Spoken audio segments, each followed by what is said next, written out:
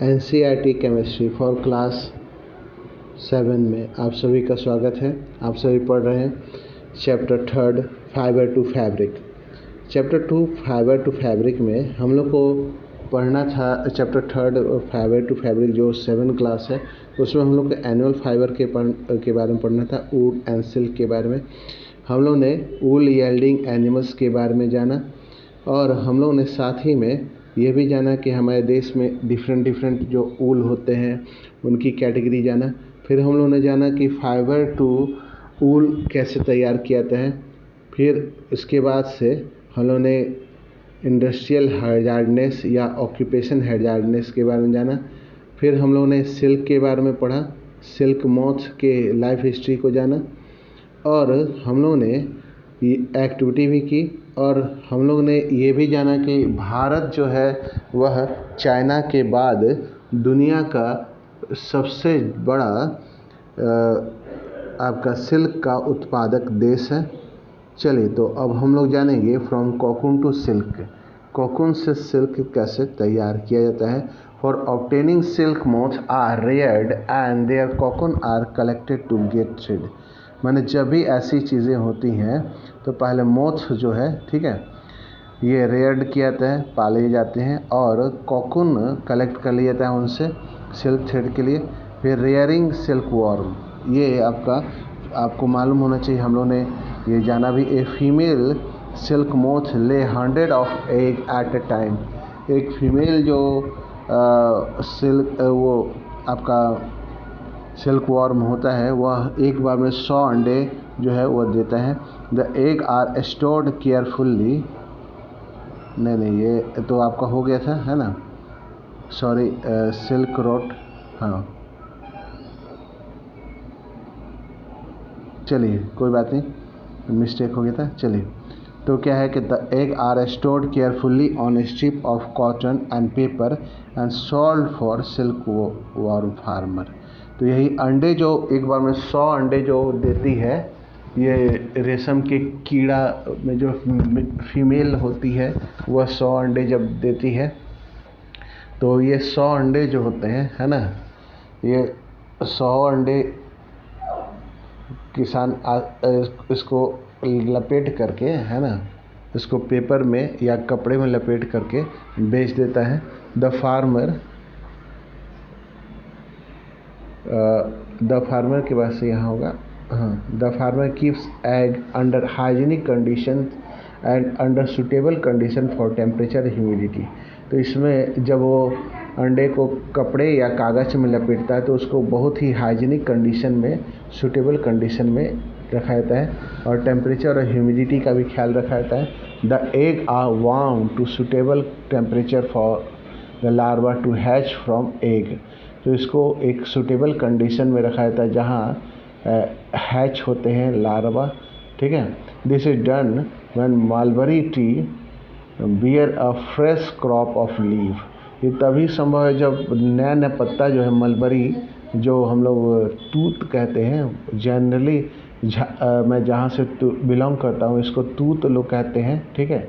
तो ये तूत की जो पत्ते नए नए निकलते हैं तो वो समय सबसे अच्छा होता है, ठीक है। The larva called caterpillar on silk worm eat day and night and increase enormously in size, और अपने साइज़ को बढ़ाते जाता है। ये देखिए ये क्रम होता है। यहाँ देखिए मादा जो है, ठीक है, फीमेल जो आपके मधुमक्खी फीमेल जो आपके ये रेशम के कीड़ा जो होती है वह 100 अंडे एक बार में दे देती है और इन अंडे को, ये देखिए अंडे जो है ये फ्रेश पत्ता, यहाँ देखिए लीफ ऑफ मैपल लीफ को दिखाया, मलबरी लीफ को, मलबरी लीफ में ये लार्वा जो है वह धीरे धीरे इसको खाते रहते दिन रात और बढ़ते जाते हैं, ठीक है, ठीक है। अब चलिए हम लोग जानेंगे आगे क्या होता है। The larva are kept in clean bamboo tray along with the freshly chopped mulberry leaf. तो इसको क्या किया जाता है कि साफ़ सुथरे बैम्बू के ट्रे में, बांस के ट्रे में रख दिया जाता है, ठीक है, और उसमें आपके फ्रेश जो मलबरी लीव होते हैं उसको रख दिया जाता है। आफ्टर 25 से 30 दिन 25 to 30 days, the caterpillar stop eating and move to a teeny chamber of bamboo, ठीक है, in the tray to spin cocoon। तो होता क्या है कि 25 से 30 दिन तक उसको वैसे ही उतना सारा एक बार मलबेरी ट्री दे दिया, पत्ता दे दिया जाता है और वो खाते रहते हैं, ठीक है। और 25 से 30 दिन के बाद उनका खाना जब बंद हो जाता है तो वो बैम्बू के चैम्बर वाले ट्रे में चल जाते हैं और कोकून बिनना शुरू कर देते हैं। स्मॉल रैक्स और ट्विंग्स में भी provided in tray to collect tray to which cocoon get attached. और जब वो बुनना शुरू कर देते हैं तो कोकून इसी में अटैच कर जाता है, लग जाता है, और कैटरपिलर और silkworm spin the cocoon inside which develops the silk moth. तो वही क्या है कि जो कोकून बनाना शुरू कर देता है वही सिल्क मोथ के रूप में बन जाता है, ठीक है। इसके बाद हम लोग पढ़ेंगे प्रोसेसिंग सिल्क, है ना। चलिए, तो इसके पहले यहाँ देखिए कोई इंटरेस्टिंग बात हमारी मिस हो रही थी, डिस्कवरी ऑफ सिल्क। सिल्क को कैसे खोजा गया। The exact time of discovery of silk is perhaps unknown. ये नहीं कोई जानता कि कब खोजा गया होगा। According to an China legend, China की कोई पुरानी बात है, the empress she Lungchi was asked by the Emperor Hong Ti to find the cause of damaged leaf of mulberry leaf growing in the garden।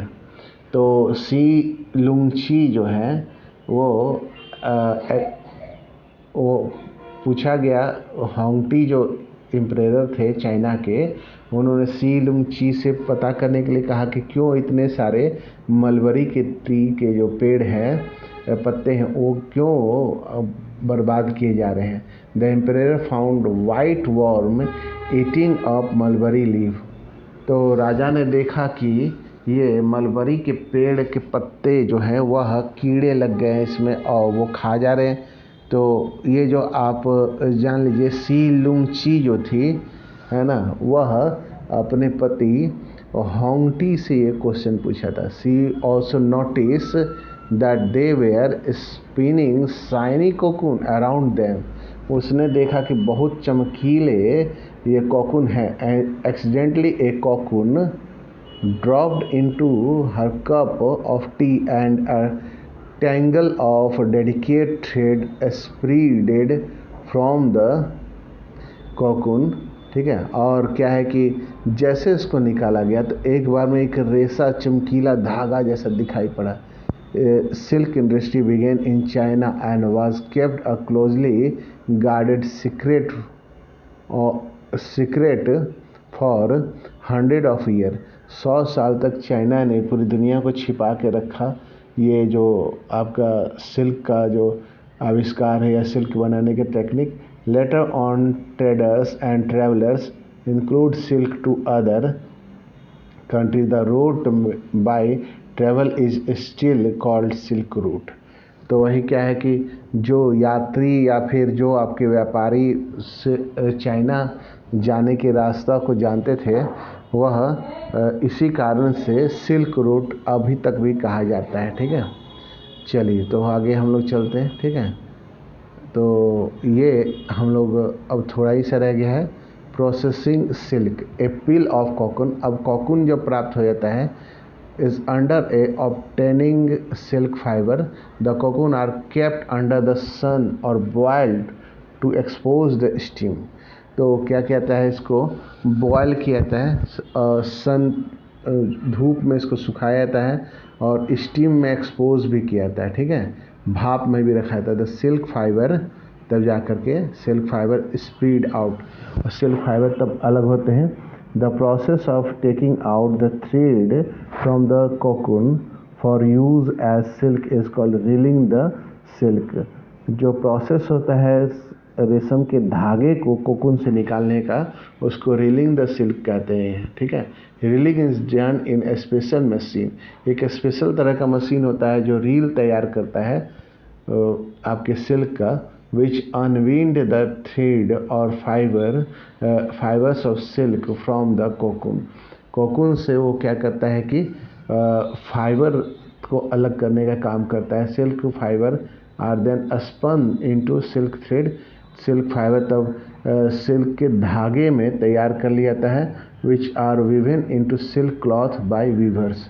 और देखिए silk fibre से आपका क्या तैयार हो गया, सिल्क के धागे तैयार हो गए और ये आपके बिनाई होती है सिल्क के, और तब सिल्क के कपड़े तैयार हो जाते हैं।